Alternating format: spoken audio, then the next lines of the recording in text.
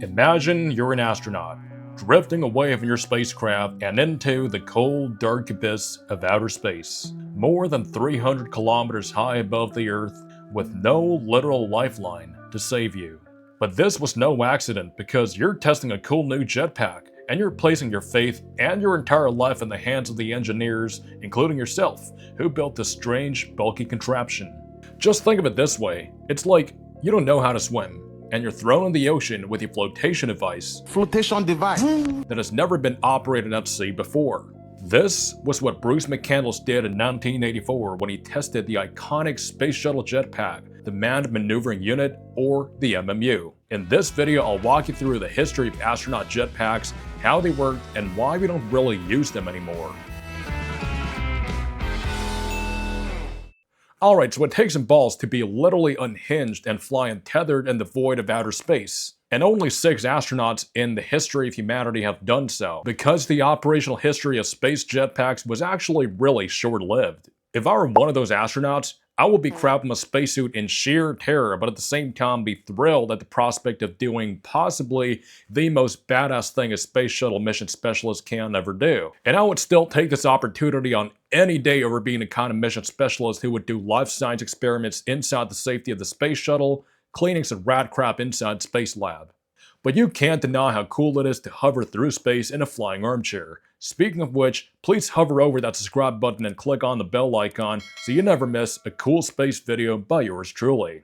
The pictures we got of space shuttle astronauts in their MMU jetpacks are some of the most sought after from the NASA archives, and they're so iconic that these devices made their way in pop culture even until today. Like how the space shuttle is still a typical movie director's go-to choice for sending astronauts to space, even though it retired 14 years ago. This jetpack is one prime piece of thrust. Engineering says thank you. Tell him I still prefer my 67 Corvette, though. The first form of astronaut jet propulsion devices can be traced back to the Gemini program in the mid-1960s, when the first American spacewalks were conducted. During the Gemini 4 mission in 1964, Ed White became the first American to perform a spacewalk and propelled himself by means of the Handheld Maneuvering Unit, or the HHMU, nicknamed the Zip Gun, and operated on compressed oxygen. It consisted of 3 nozzles on extended tubes for pitch, yaw, and roll maneuvers, activated by a rocker switch. Ed White reported that the roll movement was too fast, but otherwise had a lot of fun using it. He ran out of fuel 3 minutes in and resorted to tugging on his tether for the remainder of his 23-minute spacewalk.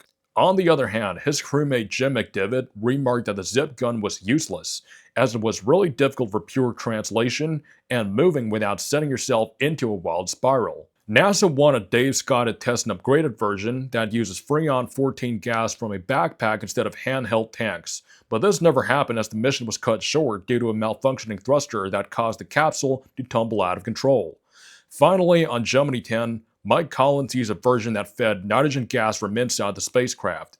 The zip guns were meant for orientation while the astronauts were still tethered to the spacecraft, and the first iteration of jetpacks to enable astronauts to become independent free-flying machines actually made it into space on the Gemini 9A mission, but was never used. This jetpack was called the Astronaut Maneuvering Unit, or the AMU, built by the LTV Corporation for the US Air Force. They were designed for use on the Manned Orbiting Laboratory, or the MOL program, a military space station that would use Gemini-derived technology that got ultimately cancelled in 1969.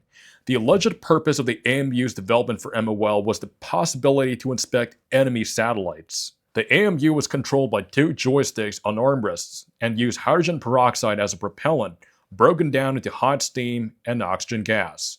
Because of these heated exhaust gases, the operator would have to wear a pair of space pants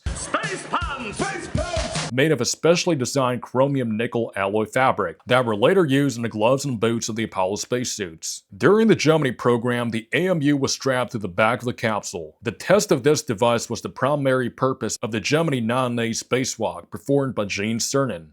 However, due to a lack of spacesuit mobility and a lack of hand and foot restraints, he found it highly physically demanding to reach the back of the capsule. But at the time he did, he was too exhausted to do anything, and his visor fogged up from all the sweat.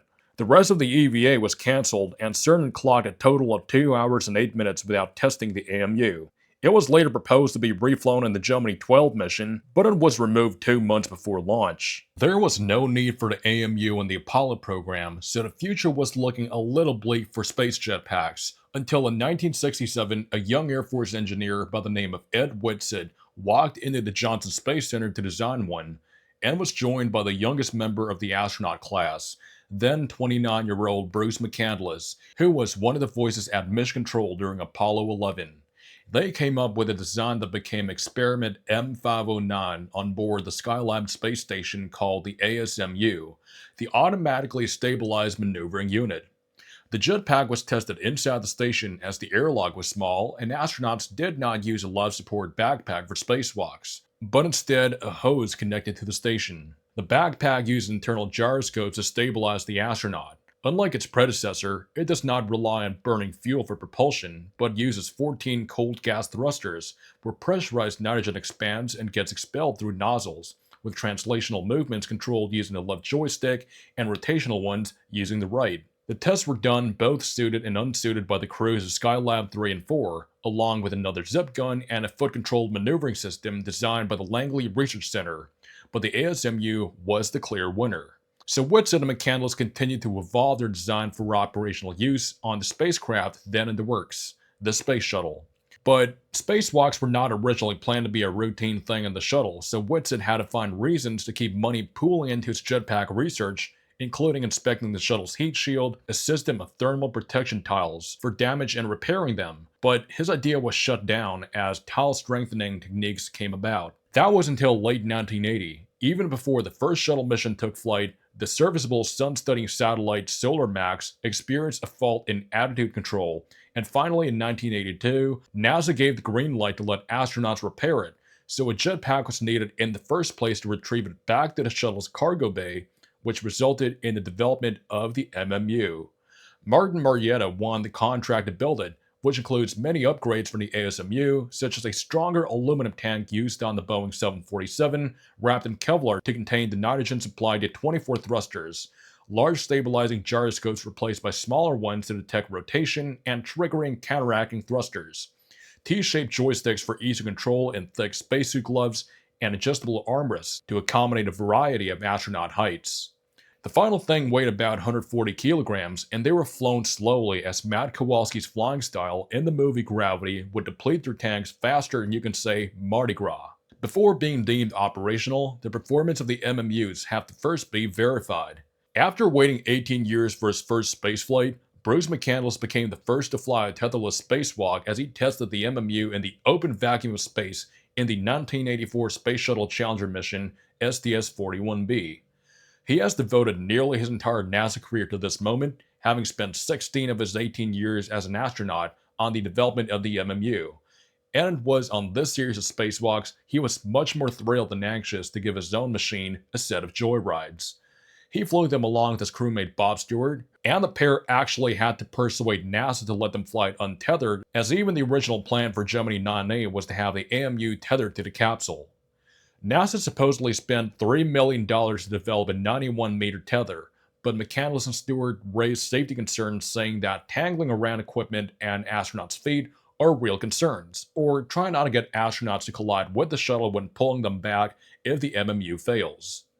McCandless reported that the MMU was really easy to fly, and despite how anxiety-inducing the thought of flying alone in the void is, he said that he felt a sense of comfort due to his familiarity with the MMU from his role in helping create it. He also remembered feeling colder and colder the further he drifted away from the shuttle's warm environment. During their mission, the free-flying pair nicknamed each other Buck and Flash after the jetpack sci-fi heroes Buck Rogers and Flash Gordon. During this mission, 2 satellites were also deployed, the American Westar 6 and the Indonesian Palapa B2, but both satellites failed to reach their target orbits because of a fault in the rocket motors that were to push them into their intended trajectories and were rendered useless. This is a detail to remember for later. 2 months later, the moment of truth arrived when the STS-41C mission launched to save SolarMax. Pinky Nelson and Ox Van Hoffen were assigned to fly the MMUs on this mission, and Nelson made 3 attempts to catch the satellite with a grappling device to lock onto a pin on its side. The device did not work because its design did not consider a plastic standoff on the satellite near the pin, and the satellite started tumbling as he kept colliding with it, so he grabbed it by its solar panels and fired the MMU's thrusters to stabilize himself and the satellite, which seemed to have worked at first, until he let go and it tumbled again. Low on fuel, he was forced to return to the shuttle. But engineers on the ground managed to stop the satellite from tumbling, and it was able to be retrieved by the shuttle's robotic arm to be repaired on the cargo bay. Remember the 2 satellites from earlier stuck in useless orbits? Yeah, the MMU was used one final time in 1985 on STS-51A by Joe Allen and Dale Gardner, who successfully retrieved them and brought them back to the space shuttle's cargo bay so they could be returned to Earth.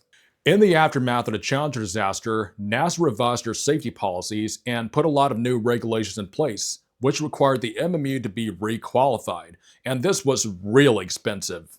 NASA didn't want to spend that extra money because they discovered that the robotic arm could actually do a much more effective job at satellite retrieval and repairs compared to the MMU, so using the MMU would pose unnecessary risk to astronauts. Today, 3 flown articles are stored in museums, one at the Udvar Hazy Center, and I saw the other 2 at the Johnson Space Center and at Huntsville Space and Rocket Center.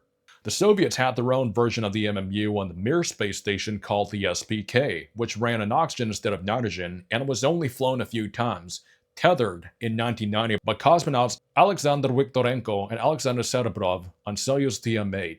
It was left outside the Quant module and was destroyed along with the station during its decommissioning. The MMUs were considered for revival to build the ISS, but the idea was shot down considering the fact that the shuttle couldn't simply be undocked to save an astronaut if the MMU fails. Today, the MMU still lives on, as Ed Woodson was working on an attachable mini jetpack to be fitted onto a spacesuit's backpack for emergencies at the time of his death. This evolved into the Simplified Aid for EVA Rescue, or SAFER, which was tested by STS-64 mission specialist Mark Lee in 1994, making him the last person in history to fly untethered. Fortunately, they have never been operated after, as you wouldn't want to find yourself in a situation where you actually have to use it. I actually saw one of those lying on the floor of the Neutral Buoyancy Lab when I visited the Johnson Space Center last summer. If you enjoyed this video and learned a thing or two from it, please leave a like, subscribe to this channel, and I'll see you in my next video.